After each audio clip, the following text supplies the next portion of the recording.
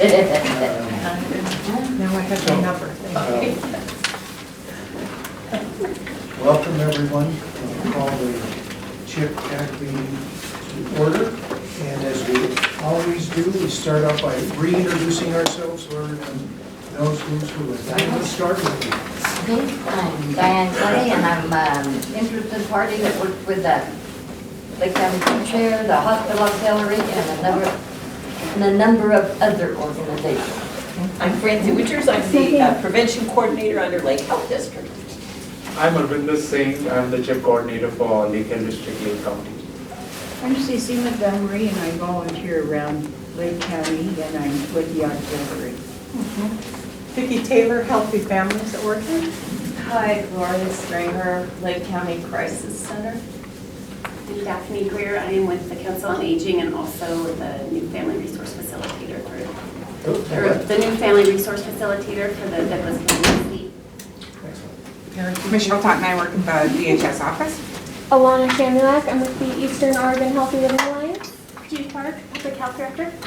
Paul McGinnis, Greater Oregon Behavioral Health and the Eastern Oregon Coordinated Care Organization. Susan Campbell, Lake Health Clinic Manager. I'm Charlie Twait, Hospital CEO. Susan Warner, Lake County Police. So, great. Welcome, everyone. Oh, who do we have on the phone? Hi, could you introduce yourself, whoever's on the phone? Yes, this is Mary Ann Rick, Integration Coordinator for Advantage Dental. Hi, Marianne. We have Maria Waters. Oh, sorry, go ahead, Maria. Maria Waters, Regional Outreach Coordinator for Oregon Health Plan. Hi, Marianne. Welcome. And Stella Gomez with Oregon Health Authority in Mid-Region. Excellent. Hi, Stella. Welcome. Anybody else on the call? Great. First off, we'd like to welcome those of you that are new to coming to our meeting. We appreciate you coming and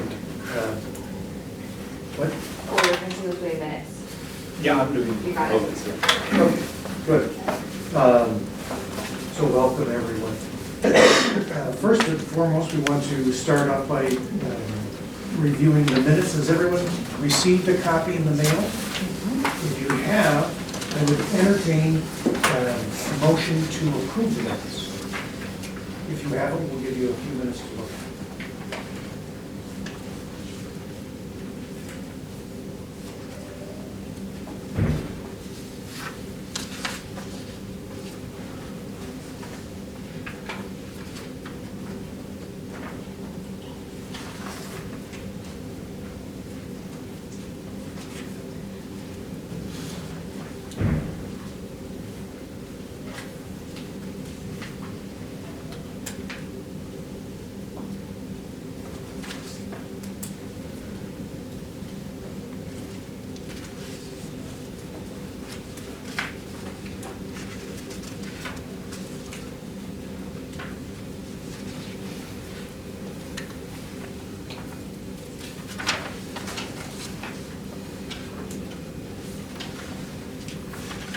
I'm glad everyone's having a chance to read them. You do that? Yeah, So once they've been done, has anyone? I'll like make a to- motion to approve. Thank you, Diane. Yep. Do we have a second? I can second. Thank you, Judy. It's been moved and seconded to approve the minutes. All in favor, please signify by saying aye. Aye. Any opposed, same sign. Great. Paul, would you talk a little bit about our progress? Sure. Everybody has the reports that you're used to looking at. This is the end of August for Lake County. We'll go straight to the county page rather than looking at the CCO as a whole. You also got, Charlie had requested at the last meeting that if possible to make a run that says, what did your data look like last year at this point in time? So there's a single piece of paper with just Lake County's data, so we were able to meet that request, Charlie. Good, thank you. We're trying to see about getting it incorporated into this report on a regular basis, but the analytics people and code writers and all that, we'll see whether it happens. That's excellent, because it really does give us, for example, the adolescent welfare visits, we're double, not quite, but close to where we were a year ago. Right. And so in some cases, we're about the developmental screening, we're about the same place. Not where we want to be, but we're about the same place. On the other hand, we're behind on the dental screenings, dental sealants, rather. Yeah, I have an update about the dental sealants. Well, this is as of August 31st. Yeah, so I think we have crossed the incentive measure target for 2018. Good, but that Yeah, is, Mary Ann is on the phone, Yes. and I think in the minutes it reflected they were coming in September or something, but. Yeah, so 3 weeks back, they did dental sealants at the North Lake School, and they also captured around 10 during the Teen Health Fair, which was last week. And yeah, so we have already, and they will also be showing up at Lakeview schools for doing the dental sealants in November. okay, Yeah. good. So we can entertain any questions that you might have if you remember how to read the actual page. The numerator is how many of those services have been delivered. The denominator for adolescent welfare visits, 263. That's how many kids were eligible, 42. You need 65 to meet the measure. Childhood immunizations, that happens when a child turns 2 years old. Once their second birthday happens during this year, if they're fully immunized, you get credit for it. Colorectal cancer screening, I think the clinic has done the FIT mail out, correct? It's in process, In yeah. process. We approved all of our materials to email that, and I believe we're mailing. So we should see a bump in that when the FIT tests come back. We need 33. Dental sealants, 36, got 11 up in North Lake, and then there were services there, and Advantage has consistently met the measure most, in all the counties throughout the 4 or 5 years we've been measuring that, so we appreciate their support. Developmental screening, we need 20 more. Effective contraceptive use, if you look at that one, there was a big jump, 14% on from where we were last year at this point to next year. And that goes to 11. We're back in the green for the emergency department utilization for everybody and for people with mental illness, and the SBIRT measure has been met here in Lake County. So things are close, but we go from there. Does everyone remember what SBIRT stands for? Sorry, screening, brief intervention, and referral to treatment. And that's predominantly for adolescents? No, it's for everybody, Everybody. adults, yeah. Right. So I do think that, some concerted effort on the parts of the clinicians here can, get people over the hump. The minutes reflected a certain amount of money that was available to the LCAC on the community benefit reinvestment funds, and it was a little bit more. When I got back, they got a call from Mo that said that there was a little math error. It was 1% more than what it should have been. You're right, it was a little across the entire region. So really, what Lake County has is $40,250, and the 60 to 70% rule that you can do pretty much what you want with it, like Outback Strong and those kinds of things, is not specifically targeted to an incentive measure, would be between 24,000 and 28,000, and then something has to be specifically targeted towards an incentive measure. So, I guess one thing we could probably do, because we've got to start deciding how to spend that money pretty quick. Well, all the applications, we were hoping that the LCAC application would be scored earlier, but it's going to all be the 31st of January. That's when they're going to be due. And then I was just going to cover what's likely to be released next week verbally, so that you can start thinking about which opt-in program, because Lake is taking true advantage of the opt-in activities. We believe in taking opportunities. Right, well, I mean, Chrissy's votes or writing skills are valued. So Yes, what- Vicki? I know the doctors did the physicals at Head Start. They just completed their ASQ3s, and all the teachers are trained by the state to do those ASQs.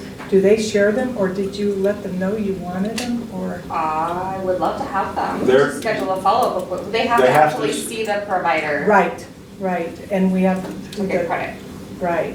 to So that see- would be, yeah, I will ask about Yeah. that. Just, yeah, we just saw all the Give them a call, yeah, because they have in the child's file who the doctor is, so they can drop them off at the offices, and then if you get a follow-up, then that might add to something. The reason I ask that, Paul, is because there are lots of agencies represented here, and we want to be able to have people or organizations have access to some of that money if it helps toward some of these targets or other things like Out That Strong. So we want to make sure, maybe if we get, our vendor, we can get what other counties did last year Okay. in terms of the kinds of ideas. There was a food, what's the? Frontier Veggie RX. Frontier Veggie RX was a pretty big program in much of along the 84, no? No, just Harney, Gillum, and Sherman counties dedicated their resources to that program. So there are lots of other things that we can be thinking about that, other than specifically hospital-centric or clinic-centric, that could be real beneficial for our community. And that's what that money's to be used for. So we want everybody to thinking about whether it's at school that might be supportive or whether it's at any of the organizations. That's what I'm saying. I would go straight to St. Curtin and Danner at OHSU to get the summary, because they've already profiled, what everybody's used their own tax dollars for last year.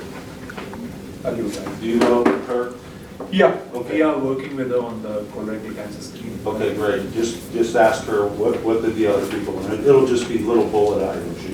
Yeah. And I think that we've had in the past year, a couple of times, we've called a special meeting together, just have people kind of brainstorm up on a list and figure out approximately how much money it would take, and then whether it fits our budget or not. Right. So here's, But I want to keep encouraging people to be thinking about, as it relates to your entity or your organization, what can we do that will help from a healthcare standpoint, from a social determinants of health, that will help. Christy has scheduled meetings to organize the kind of ideas already, so I know we got invites, so if anybody wants to participate, get a hold of Christy so you can get on that. Yeah. I want to say it's first period. so last time we talked about this, before I go into what else is available, I asked if somebody was going to the clinician summit, and there wasn't anybody here that knew about it, and then Susan Nom went, and if you want to just... Yeah. So Nom and I ended up going to the clinician summit, and we found it very valuable. It was a long drive, but it was totally worth it. We found out a ton of good information. We had just recently welcomed in our Jane Lincoln, our new licensed clinical social worker for our primary care clinic, and so actually a big chunk of the summit talked about how to integrate that and how to make that workflow work within our clinic, and so we really embraced that. And actually today Jane had 2 warm handoffs this morning in the clinic, so that was a really big step for us, so we were very excited. Can you explain for those that don't know what a warm handoff is, what that means? Yeah, so Jane works in the clinic predominantly on a, I don't want to say walk-in basis, but just she is available. And so as the providers are seeing a patient, if there are needs that arise, maybe they're struggling with a new diagnosis that they have, or suddenly they're having a rough time with depression, or there's something that's coming up that it's like not something that the provider may necessarily have time to really delve into and help them through right now today. They can invite Jane in at the end of their appointment to say, hey, we have this person that can help, kind of guide you through this process and see what resources are available for you and that sort of thing. And so we now have her available in the clinic, with basically whenever we need her, we call her and she comes in, and once our construction is done, she'll actually physically be in the primary care space. So it's simply a matter of walk down the hall, grab her, and she comes into the same exam room. Right now is what we're doing, and then, or once construction's done, she'll have an office where the patient will just come on into her office, and so it all happens right in the same environment where that patient already feels safe with their, with their primary care providers. So it's been a great addition. So the nature of a warm handoff is rather than, oh, why don't you go and see this person to talk about these issues, and we'll set you an appointment. It's, here they are, do it right then. What the studies show is that if the doctor or the provider makes a recommendation, people don't actually follow. Spell your name. So it's Spell much, your name much again. fewer numbers. Spell your This name again. makes it happen right away. No, your And that's a last name. really valuable thing. That's why it's called a warm handoff. Thanks. Okay. The other things that we were able to bring back from that were exactly how, different tips and tricks about how to get the different measures accomplished and things that other providers and clinics are doing to help make those things happen. We were fairly successful last year in meeting the measures, which was attributed to all of our staff. Everybody really pulled through and helped out. And so, we want to increase and do better next year. So we got a lot of good information on understanding exactly how things count and how to do things and the new measures and how those are being counted and calculated. So anyway, we learned a lot of good administrative things to help make sure that when we're measuring them before our progress report comes out, that we're on track. So we don't think we're meeting all of these things, and then when the report comes, we aren't. And related to the clinician summit, the clinical advisory panel is looking for a mid-level clinician to be on that group. They're the ones who make decisions about the weighting of the scores for how primary care is paid. When they're meeting the measures, and hopefully we're talking about someone down here. Yeah, we were going to see if Erin might entertain Skyping into those meetings once she's up and running. So They're would you tell generally them- every tell other everyone who month. Erin is? So Erin Stewart is a PA, yes, yeah. She's a PA that is going to be coming on board. She's going to join us in primary care for a couple of weeks, a couple of days within the month of December and then January, and then she'll be offering some services at our public health department as well. So looking forward to welcoming her. So, thank you for updating. I'll just run through real quick with Charlie what is likely to be offered next week in the application materials. Okay. These are the opt-in projects. So you have your LCAC dollars, and then there's a bunch of things that you can apply to opt into. The first one, again, is going to be adolescent well care visits, but they've changed it a little bit. Because you have 263 people, you'll be eligible to apply for between 5,000 and 15,000. And then they've also changed it that says, based on the number of people 18 to 21 and 12 to 17, if you increase it by 5%, then you're eligible for a bonus of $3,750 for the 18 to 21-year-olds. And a bonus of $2,500, and if you get that money, then you can do whatever you want with it. There's no kind of restrictions that you plow it back into something else, so Lots of pizza parties, is that? that's how it could be. And, it's clinics, hospitals, health departments, school-based health, and LCACs are all eligible for that resource. Colorectal cancer screening, same thing that the clinic's doing now. But if you're an existing clinic, then you can only get $15,000 next year because the workflow and all the processes have already been worked through with the vendor. But if you're a new opt-in to that, you can go for the $20,000. Up to $50,000 still for emergency department utilization. Ways to stop people from going there. Encouraging collaboration between hospitals, behavioral health, and primary care to do that. Using community health workers and navigators, up to 50,000. No major changes there. The quality improvement in population health management, we only met one of these measures last year in the control of hypertension and control of diabetes.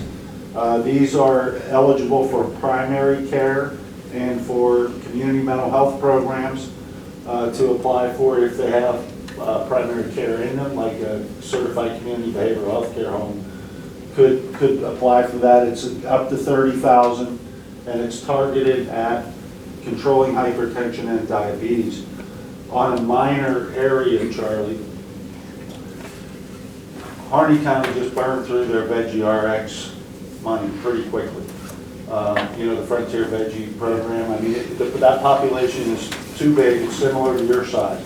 But you could, since Gobi's running the program, target these folks that are EOCCO plan members who are diabetic and hypertensive, do the food test on them, and then use this money to buy into the Veggie RX program for that population to control diabetes and hypertension. Well, what were they doing were they just giving it to all people under a certain income, or? No, it was, there's a food insecurity screening, and actually the validity of the tool says if they say sometimes or always, but we knew we were going to run out quick, so we only gave it to people who said always, and they burned through, you know, they'll be done probably in December. So you're saying if you also had it related to hypertension and diabetes, not just food insecurity? Yeah, if you linked it to some of the incentive measures and targeted, you know, that program, it's an idea anyway. But, you know, basically you have to use your Arcadia to identify who those patients are and then create quality improvement programs to get them back under control. That's what that money's for. And you guys have Arcadia already. Yes. So the next one is clinical and claims data integration, which you guys really wouldn't be eligible for. It's up to 30,000 to help some of the smaller clinics get into Arcadia. And then there are $600,000 in new ideas and pilot projects that are available. We've only funded 3 ideas out of that money, so that rolled into this 600 grand. What were those 3 ideas? The 3 ideas were the online pain school, Is that for patient or for provider? It's for patients, because we couldn't have pain clinics in our diverse geography, so but that, and there was some reporting on that at the summit, I believe, and things are going okay with that. Mary Ann and her team put together a teledentistry grant that they got funded. There's a little twerk, I think, on the IT end, but they're connected with OHSU, and the advanced practice hygienist could actually do scooping, not drilling, but scooping under the supervision, and they could take this thing to remote communities. So in Morrow and in Gillum, or in Condon, Arlington, they're trying to find places, and once it gets up and going, we would hope that they would be able to expand and, you know, kind of do some services maybe in Paisley or Lone Rock or wherever. Mary Ann, this might be something when we talked about last spring, I think it was, or was it a year ago, summer, where we talked about trying to link the number of patients that are presenting at the clinics to direct them, especially with if they're diabetic, to have their dental examination, and vice versa. If they presented at a dental clinic and they have bleeding gums, we refer them to their primaries. Is that the same kind of thing we're talking about? Yes, this is exactly. Has any other? Exactly it. And so just getting that connection between diabetes and periodontal disease, and making sure the patient is getting in to get the periodontal disease under control, as well as making sure they're seeing their primary care to make sure their diabetes is under control. And also on that aspect, we could look at targeting the pregnant population as well, as we know that there's a lot of connections between oral health and pregnancy, as well as reducing the bacterial load in the mothers during pregnancy to reduce the child's risk of decay once they're born. And One of the things that we've been doing here at the district is all pregnant moms, if they follow a series of questions, then they can qualify for a Bob stroller. And one of them is that they have to be seen by a dental practitioner to make sure that they don't have any problem. And then the other one, those were That's both, fantastic. those were both $50,000 grants, the maximum. And then there was like a $13,000 one from Harney District Hospital to somehow use LinkedIn to recruit providers, clinicians. So because people weren't applying to it, they rightly assumed that people didn't know what we were asking for. So they've redefined some of the categories that you can get into. It looks a little more, less like you have to be, you know, right on the cutting edge to be able to apply for it. So the other thing is there's likely to be that money set aside that only public health can apply for. But in the new pilots and programs idea, there's an emphasis on public health working with primary care to meet an incentive targeted specifically. So that shouldn't be a problem if you want to go. Do we think there'll be any dollars to help public health be present in some of the schools? Not this year. Because it talks about, that really works on increasing access. But you just mentioned school-based healthcare isn't acceptable for a bunch of those grants. Well, yeah, they're school-based health clinics. You already have a clinic. Those are recognized by the state. Usually counties run those in schools in partnership with their schools. There's a difference between a school nurse Right. and a nurse that works in a school. Yeah. I thought we were kind of headed down that road a little bit, though. Like, we have that dialogue opened up anyway. We are talking Okay. to see if we can add services at the school, provided they have space and it can work out. But that is not the same as having a clinic in the hospital, in the school. That's very different. And that is the case in other counties, but that's not in Lake County. True.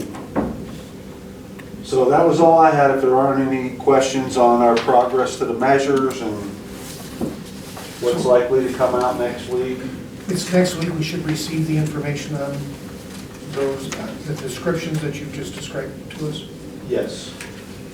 And then we would have Until January 31st. to apply. Right, but there's more time for LCACs to talk with the people at OHSU so that there's not this delay in the funding. You guys you have clean applications and got the funding. The other ones, they said, well, you know, you need to redo a little bit, and then that delayed the funding from March 15th. And so there was these gaps, and they want to know that the LCAC funds are pretty much approved, you know, middle of December, so that there's not a lag. Paul, could you clarify, you said something about diabetes and mental health when you were going through this, and they were both together, and I was confused by that. I meant hypertension. Okay, thank you. If I did say diabetes Yeah, and okay. mental health. Although there is a correlation That's what I was between looking mental for. health and people with diabetes too, Yeah, interesting.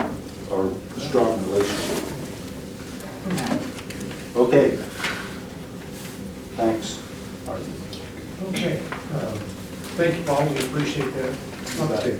Estella, are you available to talk about 2.0 CCO? The single sheet is what you need for Stella to follow on. Estella, you there? Yes, I'm here, and I'm ready to talk about it. I sent our vendor the CCO 2.0 document, that I just want to let you know that Monday there'll be the final recommendations approved by the Public Health Policy Board in their meeting Monday. And the information I'm going to provide is draft, and there are 43 policy recommendations, and I'm going to review 8. And the final recommendations will probably be released on October 15th. That's not a few days after they meet. And to get to CCO 2.0, it's been a lengthy and collaborative process in establishing the recommendation. The document and recommendation builds on the 12 through 2017 Medicaid 1115 demonstration project. And there were several opportunities for community members, the medical community, focus groups, community groups, behavioral health, and the Oregon Health Authority leadership also made visits to each CCO, visiting to communities in each CCO to gather more feedback and input.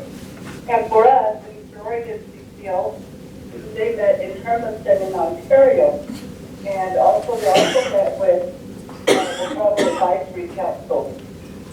And in August, there were phone calls, gradually to Oregon Health Policy members. On October 24th, there's going to be a Latino focus group in Ontario, and they had a previous group in focus group with Oregon Health Authority leadership in Woodford. So here are the recommendations, and I'm sure you received this brief. The recommendations will be to place more emphasis on community health assessments and the community health improvement plan, now referred to as the community health plan. It may require CCOs to include a role for the CAP and tribal advisory members in making decisions on how community investment funds. Please, at any time, if there's any additional questions or comments, please do stop me, and I'll be glad to explain what I know. And you may have something with my throat, but I'm going to drink some water and proceed. The CCOs are then encouraged to provide resources to non-clinical staff. And this could be like supportive services for Oregon Health members, perhaps some schools for schools, early learning hubs, and of course public health departments in each of the PCOs. And they're also thinking that perhaps the quality pool dollars could be used to incentivize improvement in social determinants of health and investment in public health. We also look at strengthening CAP by asking the PCOs to report regularly on CAP membership, and also align what the work that CCOs are doing with community time priorities. So there's going to be a very strong link as to what the requirements will be on who will need to serve on the Community Advisory Council. For example, if we're talking about a priority being housing, they want to see people from those agencies that work with housing in the local community. It may require CCOs to have at least 2 CAP representatives on the CCO board, and with one of the 2 to be a consumer. Currently, we have Katie, and she's an advisory council chair, and so she serves on the CCO board. But they really want to encourage more participation from CAP representatives. And it also, in addition, encourage tribal representation on the Community Advisory Council. May require CCOs to have a health equity plan and have an internal structure to support CCO health equity priorities. And in addition, there's a recommendation for traditional health workers. Here in Eastern Oregon, CCO, we have community health workers. And my observation is that Eastern Oregon CCO is the head of this possible requirement and has a contract with Oregon State University to offer training for community health workers. And we have very many community health workers in several of our counties, either working in a medical facility or working in behavioral health or public health or some other entities. And we do have a system in place where a provider can bill Eastern Oregon CCO for services when a community health worker are utilized to assist the OHP member. And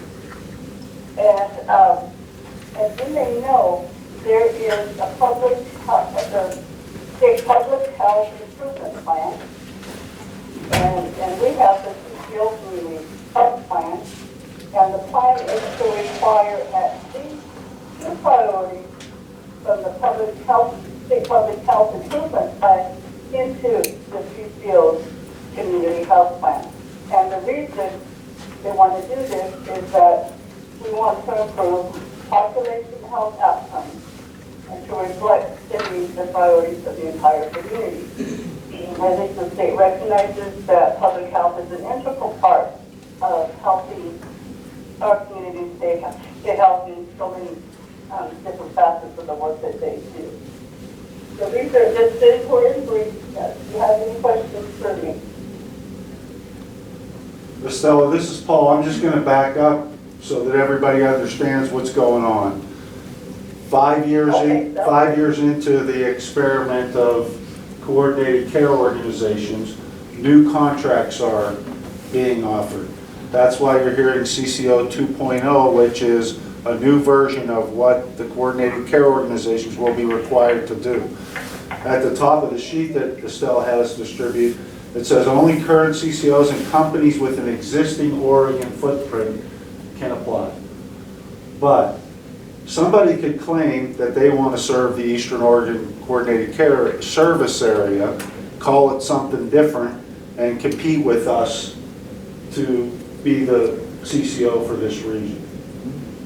So this request for application process is pretty strenuous in terms of the lift for the people that we work with at MODA, Greater Oregon Behavioral Health and MODA, and Care Oregon and Greater Oregon Behavioral Health for the Columbia Pacific CCO, which is Tillamook, Clatsop, and Columbia counties.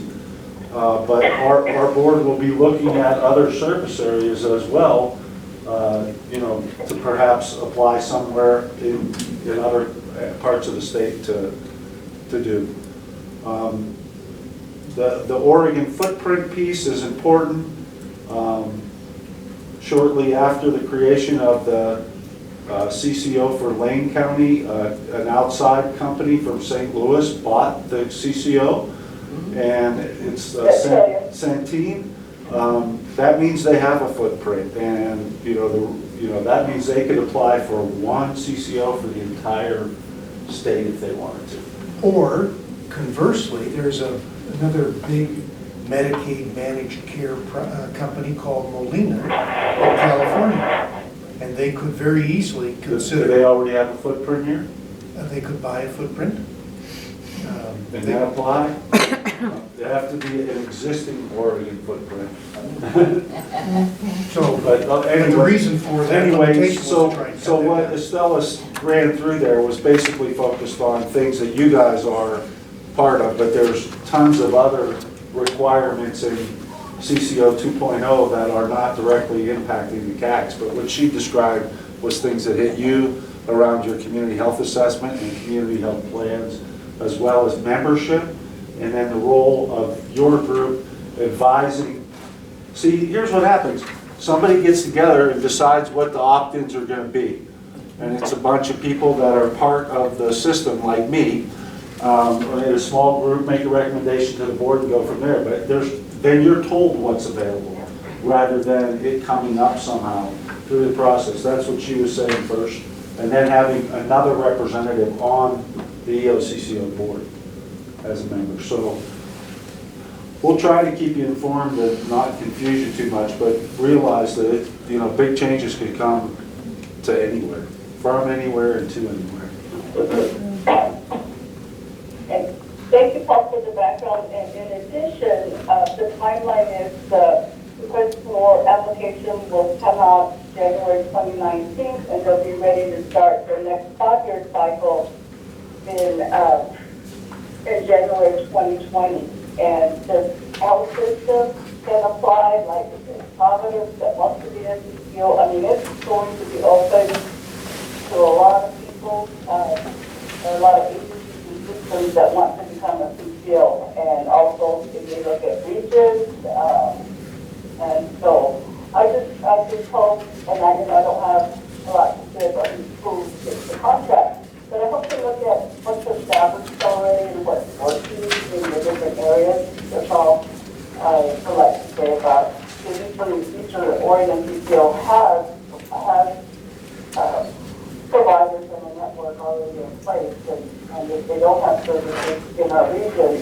contact with Bend and also Washington and Idaho.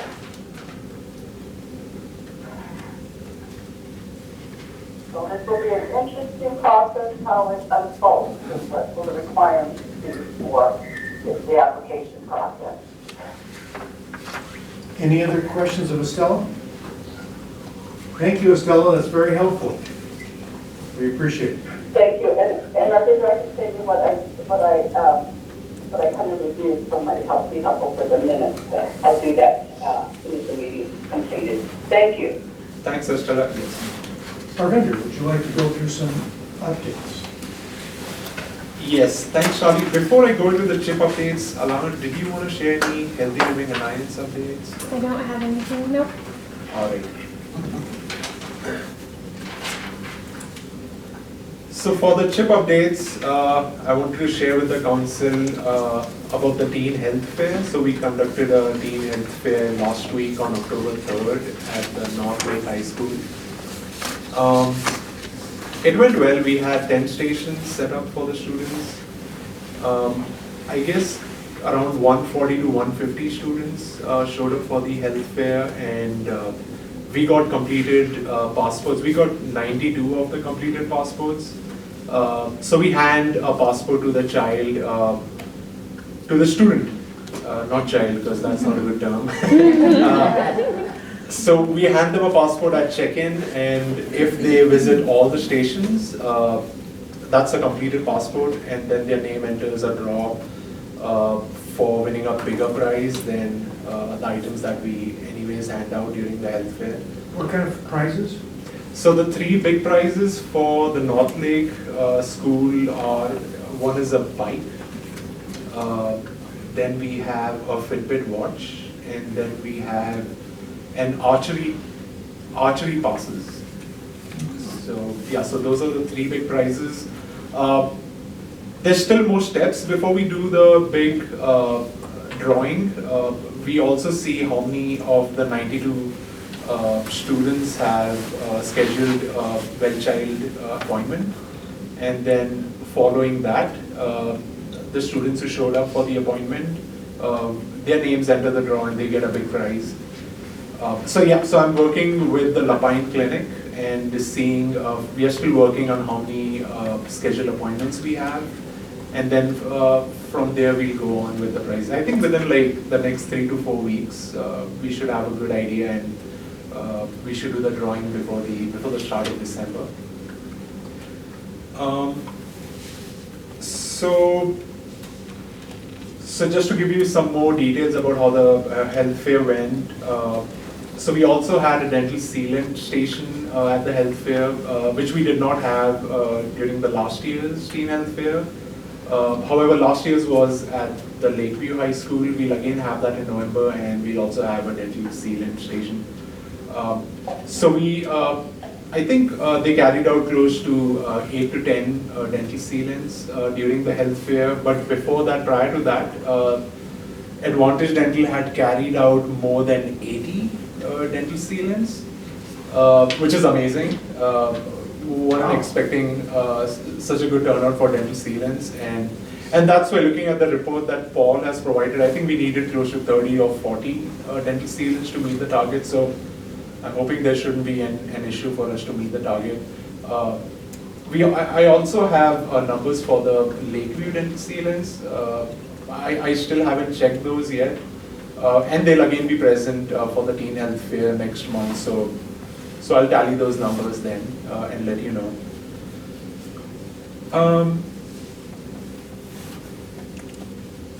So the sealants went well.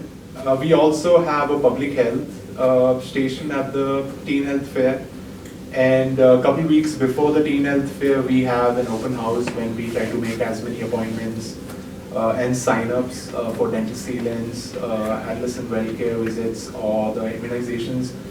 But we had no one sign up at the North Lake Teen Health Fair.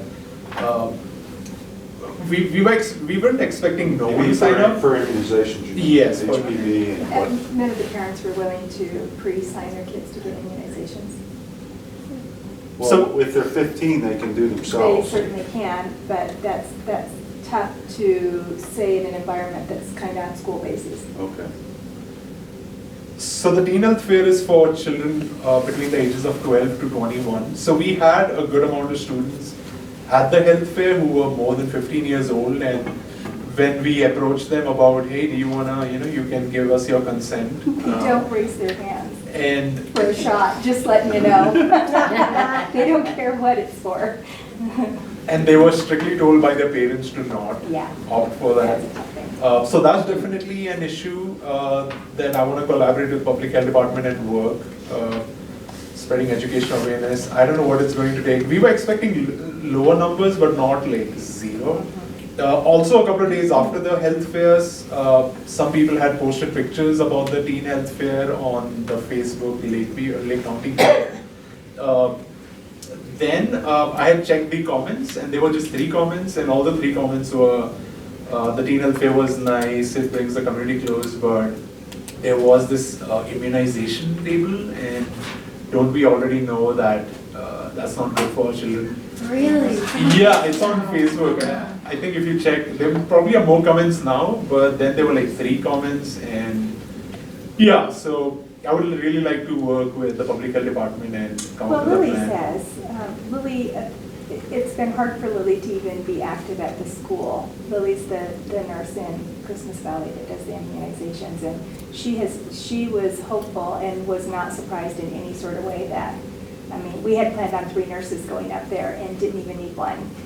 Yeah. So, yeah, disappointing to say the least, but not unexpected. Yes. Are these immunizations that they're gonna, like when They the waiver cutoff them. comes? They waiver them, the school, the parents do the waivers for school. And that's a choice by the school? That's a choice, you have to watch a video, and so you can't make anybody have their kids have immunizations. But aren't they not allowed to continue in school? They can get a waiver from their parents, but they have to pre-watch a video showing what can happen if you don't immunize your children, sign that off, and then, yeah. And there's a lot of them there that do that. Judy, I think we need to differentiate between childhood immunizations and those immunizations that you get, Right. in These are 6th school grade, the exclusions hepatitis. specifically The that school we're ones focused on. are the 1 to 2-year-old ones. No, the school age goes up to the age 7, well, you get them even as a senior. The school ones have A, have B. Oh, they want Tdap. that too? It's school required. Okay. Yeah. And they pick and choose a lot on which ones some people will come in and say, they won't give any to their children, they never have, and each of their children have had 1 of every one.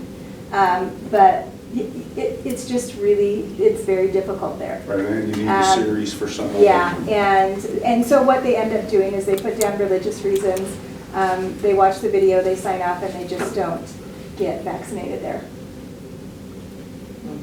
We're known for that. People know Christmas Valley area up there, and talk about how big of a group for a small place that doesn't get vaccinated. So yeah, that was disappointing. But Lily's willing to try anything, so we just need to sit and regroup and figure that out. I don't know how to help her with that. Yeah. It's a hard crowd.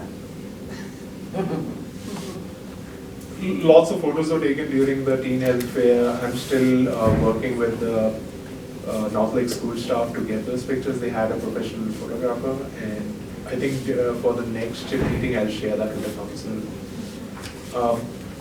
So the next health fair, which will be in Lakeview, it's gonna be at the Daly Middle School gym, will be on November 14th. I think the last chip meeting we discussed that with Mr. Will Cahill.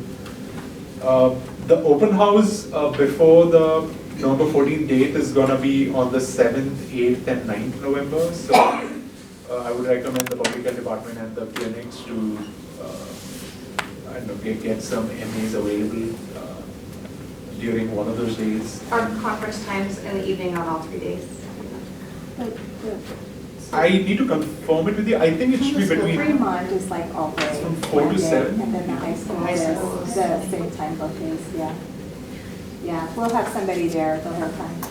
Yeah, last year it was during the late afternoon, evening. It is at the high school. The Fremont, the younger kids, correct me if I'm wrong, it's all day. I think I'm going on the 8th.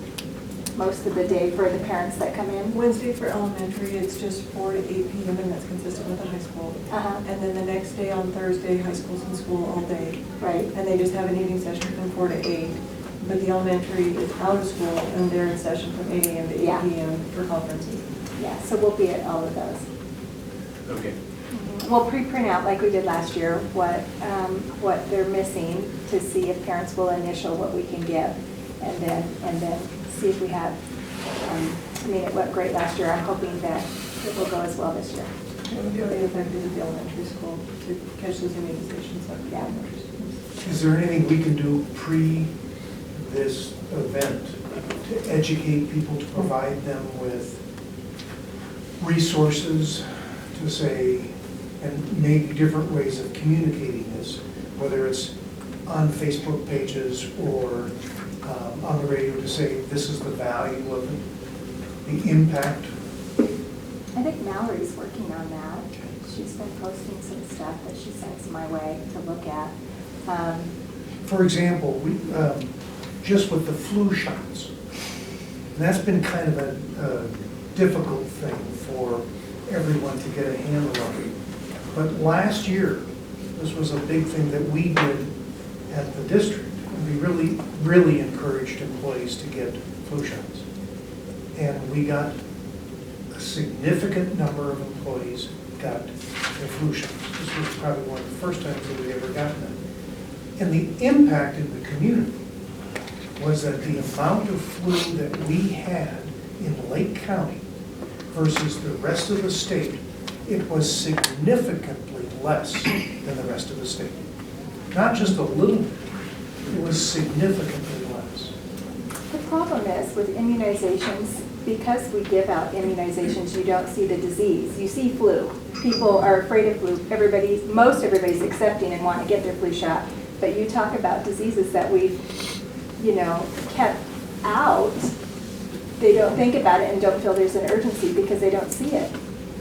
That's my experience. Well, measles and whooping cough, you see them in the paper all the time. Yeah. Judy, the video, the parents who wave, do they have to, is that They done have at to- school or is that done No. through public health? No, we don't do it. Public health doesn't do it. It's a school requirement, not a public health requirement. So we're assistants of the school. The school is actually the ones that will give us what kids are missing, and then we go through and write the notes saying they can come in and see us, and then exclude them if they don't. But the school is the one that gets all of those papers. I never see those papers that parents watch the video and sign up. They'll just send me a checklist that says so-and-so had an exclusion. It's in the file at the school. So I don't interact with parents on that. Okay. That makes sense? Yeah, the basically school- someone at the school Yeah, is they provide them the supposedly site and say providing you have to get on, you have to do this, you have to print it out. I don't think you can print it out unless you watch it. You could turn it on and walk away and come back maybe and print it out and then sign it and then take it to school. And I know they have, I think in the past they've had access to school computers if they needed it to watch it. And Do you have any thoughts We on don't have what as we many could do parents. We to do try and Christmas help early. people understand so that they make better choices? Well, but I More have to say, informed. last year we didn't have a single school exclusion. So I don't, here is not, we do well here. Christmas Valley is a whole different beast. I understand. Yeah, so here I feel like we do, and we really don't have very many schools, many of the videos that they choose to do here in Lakeview. We're pretty good with that. The trend I've observed is we do good with sealed numbers in North Lake and very bad with the immunizations, while it's the opposite over here. We are better with the immunization numbers, but we could still work on our sealed numbers. Yeah, so instead of doing something about the flu shots, we can, before the teen health fair, we can work on the sealant aspect. And I and Darwin actually had planned to meet with the school staff during one of your staff meetings, administrative meetings, and kind of just pitch that we are losing out on the sealants, the numbers in this part of the county. You did do that meeting? No, we did not. Yeah, because Mary Ann was going to be in on that too, I think.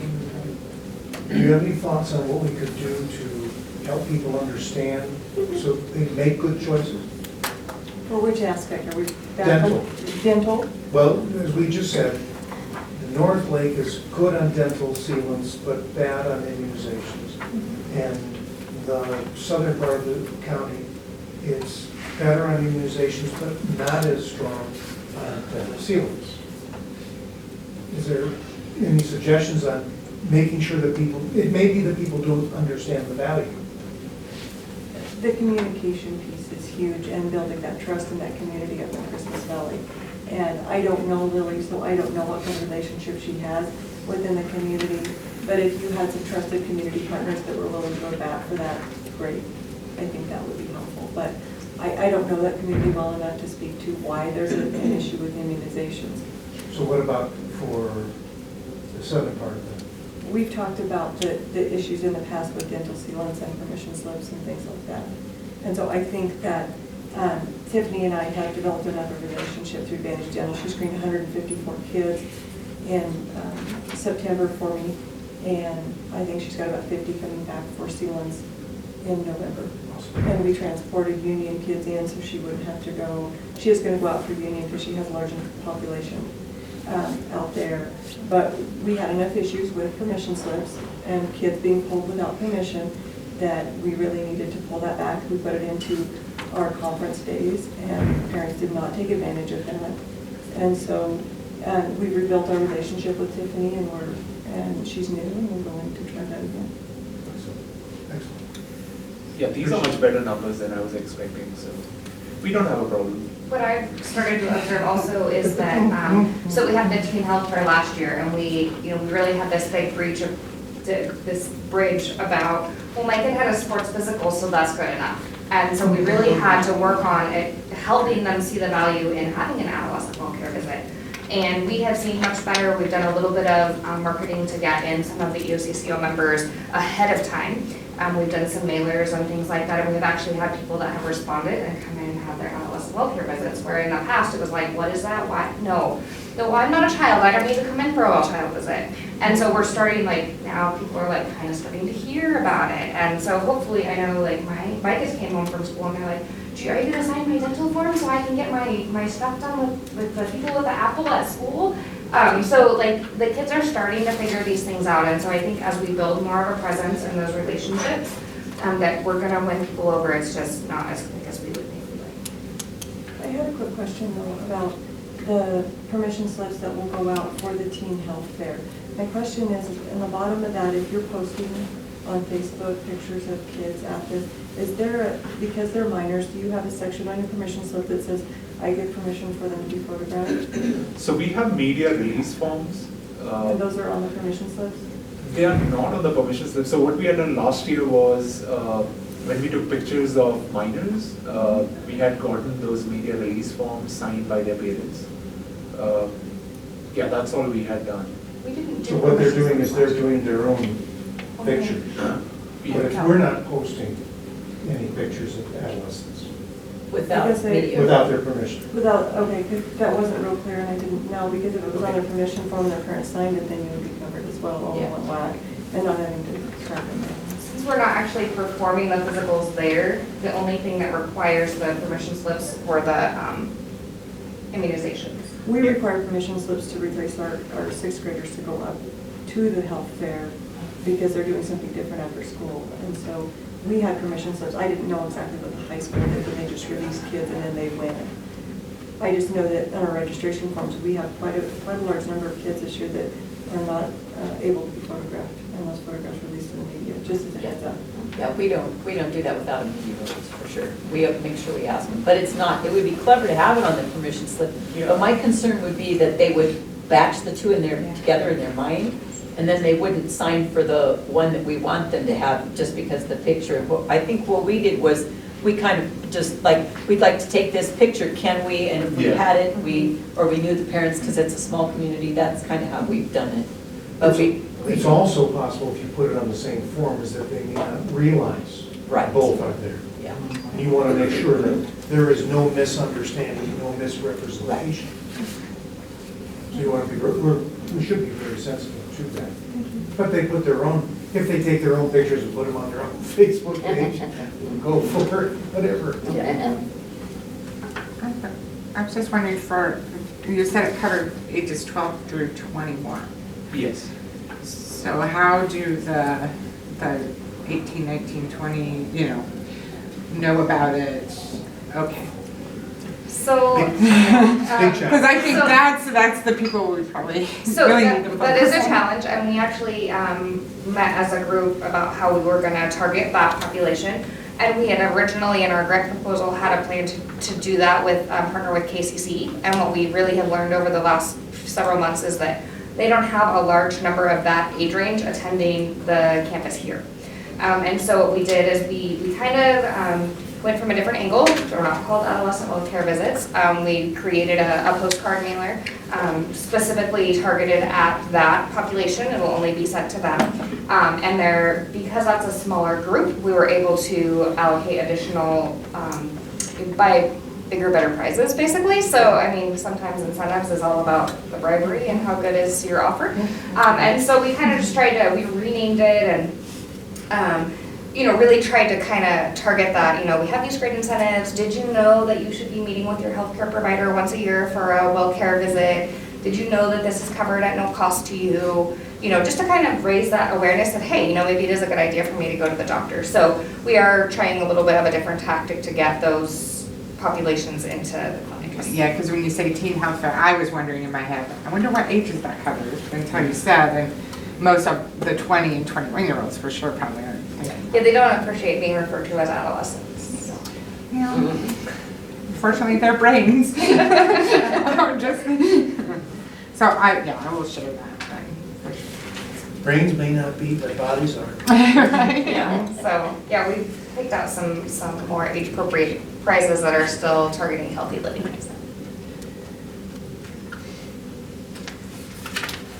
Okay, I'll remind the dates again. November 14th and the open house will be 7, 8, and 9th of November. What time were you starting at, the 14th? Do you remember? So we have one meeting due for the teen health fair because we are gonna have children busing in from Paisley. So we just need to figure that out completely, and then I'll have the exact timing. And you'll have a flyer or something. Sorry? A flyer or something, I'm sure. Oh, yeah, we'll have marketing materials. Yeah. Oh, yeah. Patient education, I thought you said. Yeah.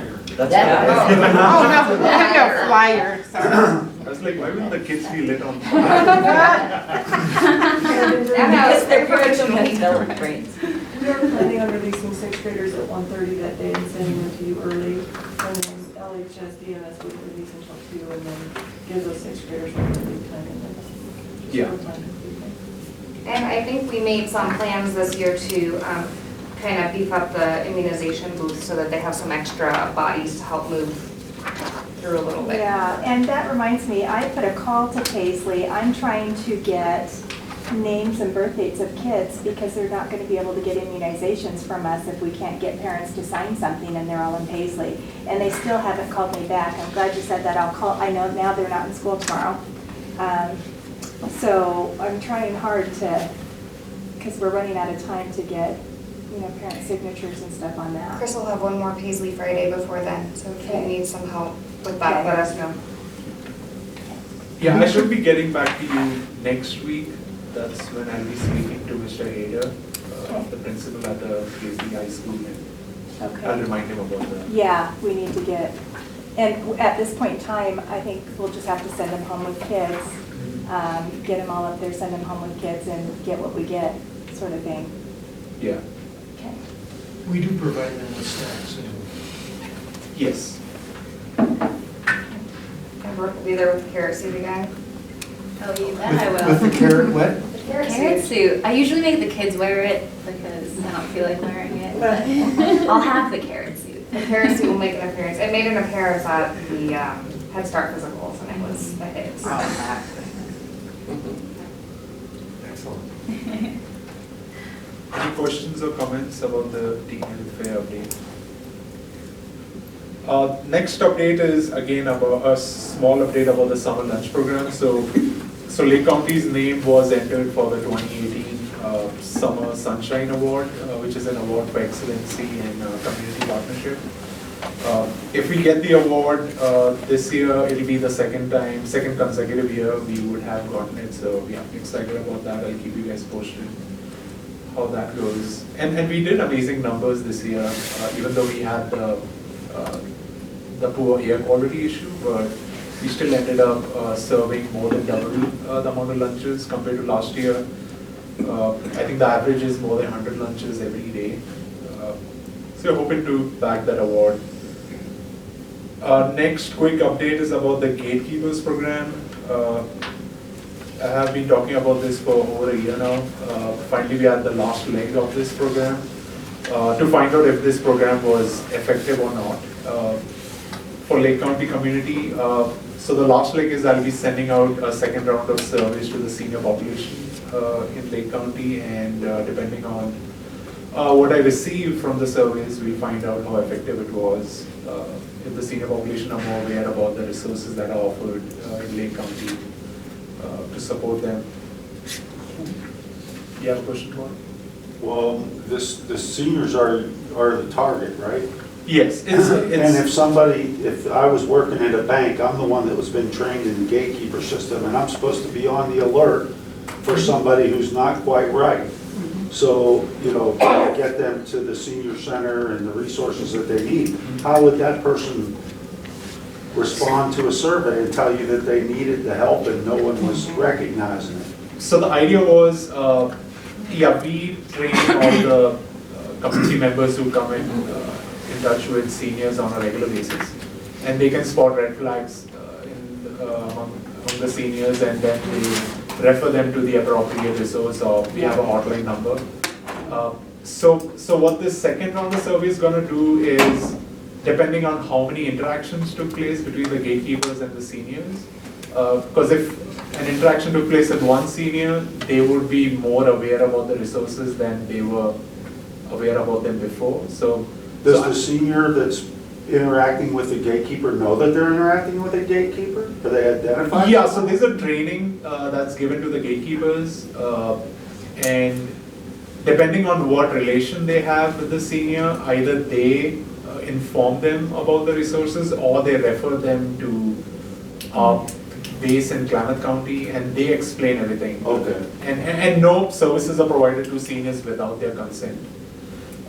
So the idea was, with the second round of surveys, if earlier we had asked them, do you know about the senior center's meals program, and I have surveys where they have said no. So the second round of surveys, we'll see if their answers have differed to them knowing more. And, yeah. I have a question, and I'm probably way out of line, and I'm sure you guys covered it years ago, but I didn't come there. So one confusion we have in our office is we have, especially the senior community, they're dual enrolled, so they are not EOCCO. They're open card or whatever, so they're Medicare and Medicaid. Some of them are assigned those, but not often, yeah. I feel like maybe they're not, I don't know if they're maybe not on a list, they're not getting informed, or they're kind of, where we're struggling a lot in our office, you're trying to find resources and help for them outside of what we can do. So those sorts of things, if they're not EOCCO, they still can partake, right? Yes. Okay. So any of the stuff that you guys. Yes. Okay, I just want to clarify. And we'll refer that. Do you find that to be confusing for a lot of people? Oh, it's very confusing. Nobody, especially people who are on it, they don't know the difference between the Medicare, Medicaid, Oregon Health Plan, and then, we have all the programs where you might qualify for the state to pick up your Medicare premium, but you're not really on medical coverage, and they don't understand that. They're like, I got a bill for 20%. Why didn't my medical cover that? Well, they're not on it. So it's we eventually get them there, but they don't understand, and it's confusing for them.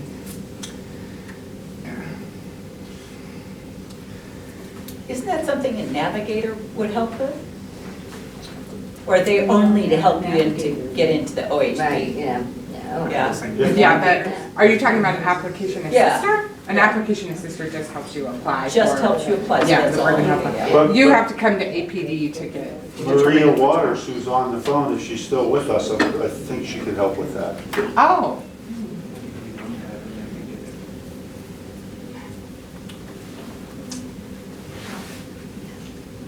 So,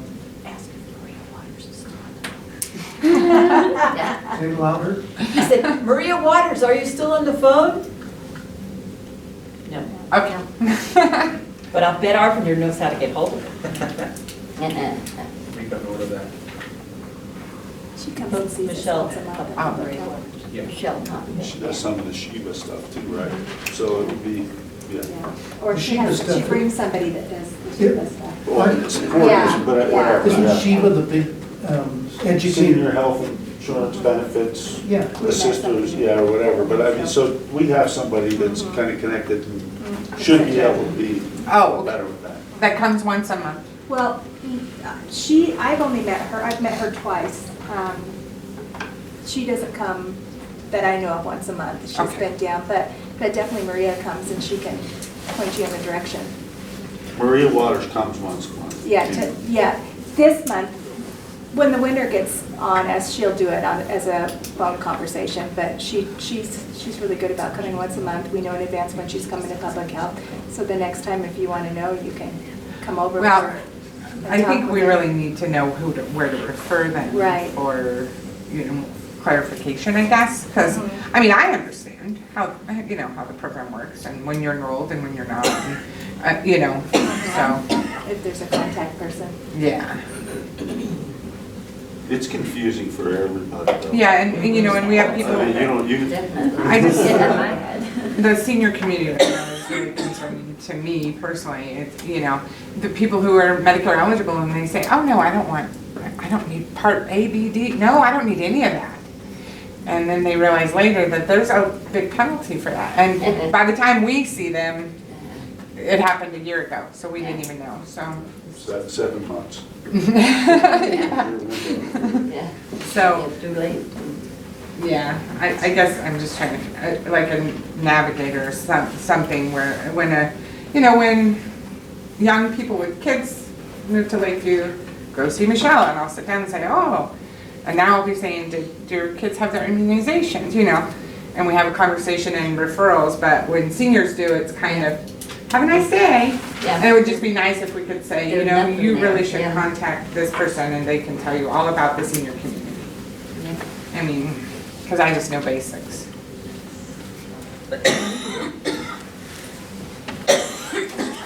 Next quick update, I just want to speak a bit about the incentive measures. So the colorectal cancer screening project has started slightly later this year compared to last year. As Susan already mentioned, so we are in between sending out the mailers to the patients. I guess in December we will be improving our CRC numbers. Hopefully a little before. A little before that, that's nice. Nothing much to say about the prenatal postpartum care. I just know I've been giving them a lot of gift cards. We have lots of lots. So, Yeah. Yes, we just actually got another round of gift cards, so we have quite a few people that are being compliant, so to speak, and getting them back in for the postpartum care is the hardest part. Yeah. Are we giving away lots of Pampers? I guess September was the only month when nobody asked me for extra diapers. I think it's because I have boxes everywhere that boxes will fit in my space. Yeah. I think I know, there are diapers stuck everywhere. I just made sure they didn't say it all. Right. So I think that yes, we've been giving out quite a few. I think that Deb kind of beefed up the ordering because she's going to be gone for a couple weeks. So we might have a few more on hand than we don't. There's still cribs available too. I hope you guys are using that program, Cribs for Kids. We have. Are you Yeah, we using do. it? Okay. Yeah, we have the We've been flyer. pretty on the- successful. Sometimes we have to ask, which, ask that mama if they got one, and usually the answer is yes, but Usually by postpartum time, they have their crib and. Yeah, so the demand for the diapers was so much that it was tedious to go to the warehouse and bring them, so I just got a bunch of them in my office, but it's kind of slowed down now, so I think I can move it back in the warehouse. Diaper Central and. That's the talk of the town, yeah. Such a good image. So many diapers. I guess that's most, also an update on the living well classes. So we were doing our chronic diseases classes that ended last week. Or 2 weeks ago. 2 weeks ago. It was a 7-week course. This is the first time we had an add-on to the living well chronic diseases with asthma. We had a class planned in Paisley. That was last week or this week? Yeah, this week. But we did not have a good turnout, so we had to cancel that. I'll keep the council posted on when we plan to do the Paisley class. Any other? Remind me, Arvinder, what paid for that one? Paisley? No, what paid for, The living well classes? yes, was that LCAC funds or the population health? So we do a living well classes for diabetes, which is paid from the LCAC incentive measure. But the living well for chronic diseases, we are collaborating with Sky Lakes and Chronic pain comes out Okay, yeah, of outside and funding. Sky Lakes. Okay, so that population health management, control of diabetes, hypertension, the intervention could be more living well directed back to that. That opt-in. One of the things I noticed with that, you were talking about how well the vegetable program went, and we did gift cards for the diabetes class. Yeah. But there was not a way to make it specific to, like, you could only use it for vegetables, and we wanted it, but we couldn't get that. Did they, if we talked to them over there, would they overcome that somehow? Can they buy into that program? Well, Something? the vendors. They had a different vendor, that's The right. vendors agreed to do it. Gopi is actually the administrator of the Frontier Veggie RX program. So, And we had a chronic pain class that was scheduled, it's been full since March, and it was scheduled for the end of September, but the co-facilitator got ill, and I think that we're about to get a new co-facilitator, and as soon as that happens next week, we'll start, we'll call those folks and give them the first shot at coming back in for that. And fingers crossed, we'll get Becky to also code for chronic pain or not? That's not gonna happen. You can't do it. Okay, so it's just gonna be us, because that one is really popular, and we've not been able to keep up with the demand for it, but we'll just try. This is chronic pain? The chronic pain, yeah. Can we send her chronic pain in the next 2 years? Just kidding. We don't have any of those. No. Charlie, that was politically incorrect. Janine's neck is hurt. Yeah. You didn't know that. I know, I'm teasing him. Janine's neck is hurt. She's not a pain in the neck.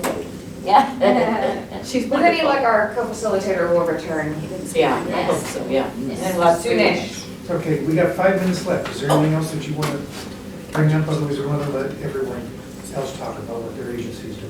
Did you have any quick updates, those on the food? Really quick, October is Farm to School month, so we're doing taste tests. I'm trying to do one a week at both schools all October. Trying to get local foods in there, but that's obviously hard in Lakeview, so. What kind of foods are you using for local? So I was gonna go to Klamath and we did cauliflower tots. Susan got to try them this week, and I'm doing it tomorrow at Union too. I think we're gonna do roasted carrots tomorrow. But so trying to get local produce, but that's difficult. Another thing I was thinking about is contacting like local gardeners, but that's something I would have to first talk to you guys about. The schools, the nutrition staff said that it's okay as long as it's okay with administration to get, as far as a taste test, you can't have like home gardeners put food on the school lunch line, but as a taste test, so kids just coming up and trying something, it's really just up to like whatever's approved. So that's like one way we could get local foods. There's not really any farms that are producing fruits and vegetables in Lake County. So I was trying to go to Klamath Falls, but it's really just not it doesn't make sense for me to be driving to Klamath Falls to buy fruits and vegetables once a week for things like this. So trying to figure out, that's something that needs more of like a system change, and how do we do that? Which is something we've kind of been talking about in the long run. So we'll see on that. Because this is apple season, right? It is, yeah. So there are some things Touch base like, with me, would you? when we're done? yeah. So and that's I think something I'm gonna post on like Lakeview announcements to see if people like are willing to donate fresh produce to the schools for things like this, especially for the month of October. Really pushing it for this month. Because just a suggestion, it'd be a great opportunity for kids to try different kinds of apples. Yeah. Because we grow a lot of different apples. Yeah. And not everybody knows the difference. Wide variety. There are boxes of apples at the senior center for That were for pickup, donated? yeah. Yeah. But at this point, since we've had a freeze, even we don't have vegetables in the garden anymore. It's just too late. Say fruit, we still have lots of people that have fruit, but Yeah. vegetables are. So, and that's the thing, part-time. it's like really just getting that approved because they're not official vendors. It's like people just selling it unofficially. So, something that's on my list of things to talk to you guys about. Also going on, let's see, I'm currently in 9 classes, so that's good. Also, Michelle and I have connected about doing a course or me coming in and talking to the TANF, right, which is Temporary Assistance for Needy Families. And I'm talking right now with the Klamath Extension Office. They have an approved curricula called Plan, Shop, Save, and Cook, which is all about shopping and cooking on a budget. So getting that curriculum from them to be able to come and talk about that. And then another thing that's going on that we just found out, Christy sent me an email about some information that she found out about. I don't know if any of you guys have ever heard of CEP, which is Community Eligibility Program. Basically, it's a nutrition, it's a way for schools to be able to supply meals, breakfast and lunch for free to all students, as long as you have 40% of your student population applying for free and reduced lunches, free and reduced meals. So in town, ADK Fremont is at 37.7%. So they're like just about there. But they're not there. But we found out North Lake is at 47.3%, and they're not using this program. And since after the Teen Health Fair, we finally got in there and we're able to kind of, weasel our way in. It's definitely something that we want to make them aware about. Brooke, where are you pulling the stats for that? That Is it was from the DPI online, report? but Liz is going to check the numbers to be sure. It's something I talked to her about. Just come and see me Okay. because ODE has DPI reports and that's where that data is stored. And I just printed it the other day and they're over 40. Really? I thought that sounded pretty low. Yeah. 58%. Yeah. So that was the Yeah. 2018 numbers that they had online. But yeah, it's a really amazing program because what it would do is, one, all students would have access to free, no matter, and so parents wouldn't have to be applying to get free and reduced. So one, saves administration trouble for the schools. You wouldn't have to be tracking down parents to pay for meals. It reduces stigma for those students who do get those meals. It's just easier overall. And then it also, if those families who are on the edge of being able to get their students to have meals every single day, if it pushes more families to supporting the lunch programs, the meal programs, that puts more money into those meal programs so that then it can improve the meal programs to the schools as well. But Union is not part of this team. Okay. And it's just the elementary school, not the high school. Okay, yeah. So I was gonna ask us what the age range for that is. It's anywhere, but I did the numbers online. ADK Fremont was the only one that was close to 40%, but if they're over, that's great. It's not district-wide. No, but you can do it, so you can do it as a whole district if your district overall is 40%, or you can do it by school. Okay. So North Lake, it was the whole district. And who administers this? Does it make it difficult for the school to apply and get part of this, or is it something? No, it made it sound like it was really easy. The article, the way I found out about it, what Christy sent me was, it was something about rural health, and they were noticing that rural schools are way underutilizing this program. But then that's what they're trying to do. It's a federal program, and they're really, really trying to push more people to use it, more schools to use it. Yeah. Well, if there's any way we can help to provide access to it. Because that makes a big difference. Anything else that you have? One last thing that I'm looking into right now is November there's a Oregon-wide competition of the school breakfast programs. So that's through Hunger Free Oregon, which is who we do the summer lunch programs with. So they would be sending us, I'm applying for it right now, and they'd be sending us lots of resources to try to improve our breakfast program and get more participation. So I should know how that goes. Yeah, that's all I got today. It's 4:30. Does anyone from any group want to talk about stuff they're doing? Just one thing on this food line, okay? October 26th will be our last food connection delivery for the fruit and vegetables that come over here from Klamath Falls. And it's fresh fruit and vegetables that's available to anybody. That's my nice. From 11:30 on at the Fill Your Nest. That's Produce Gary, Connect. is the Produce paper Connection. promoting? Yeah. Awesome. Yeah, I added that. October That's on the 26th, calendar Friday. for all the times that they come to Yeah. Lakeview. But I'll be there to take a picture Yeah. for. We want to try to get it in the paper Yep. before, Yep. so that everybody knows. Yeah. 26th. I was gonna check with them and see if they're gonna add in for. Because that's such a valuable thing. Yes. Others, anybody else? I just wanted to say, we're starting flu shots at our house at Public Health on the 22nd. So that's when we're starting to give flu shots there. Walk-in Wednesday, so every Wednesday, anybody can walk in and we'll give flu shots, but any other day, make an appointment. Is there a charge for that? $35 for insurances. 18 and younger, no charge if they can't. Gary, can you make sure that is publicized, please? Walk-in Wednesdays for flu shots, and it starts on the 22nd, is the first day we'll give flus to the public. I was just reading the minutes and it said something in here about family cooking nights. Is that?